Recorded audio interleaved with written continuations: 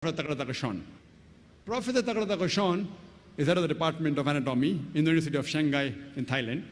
And he spent a great deal of time in doing research of pain receptors. We doctors, previously we thought that only the brain was responsible for the feeling of pain. Recently, we have come to know that besides the brain, there are certain receptors in the skin which are called as pain receptors, which are responsible for the feeling of pain. Without the pain receptors, the human being cannot feel pain. That's the reason whenever a patient of burn injury comes to a doctor, he takes a pin and pricks it in the area of burn.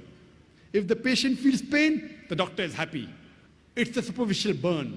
The pain receptors, they're intact. If the patient does not feel pain, then the doctor is sad. The pain receptors have been destroyed. It's a deep burn.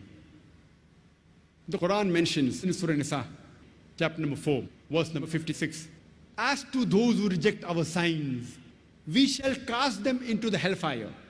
And as often as their skins are roasted, we shall give them fresh skins so that they shall feel the pain.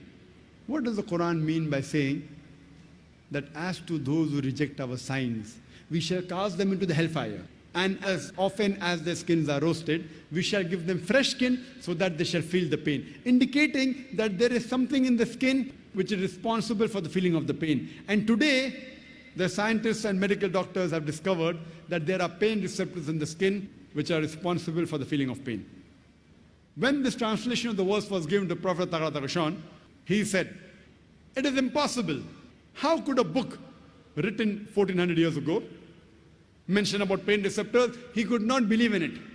Later on, after verifying the translation and speaking with other scientists, he was so impressed with the Quran that in the 8th medical conference held in Riyadh, in the conference itself he said, La ilaha illallah, Muhammad Rasulullah. There is no God but Allah, and Prophet Muhammad, peace be upon him, is the messenger of Allah.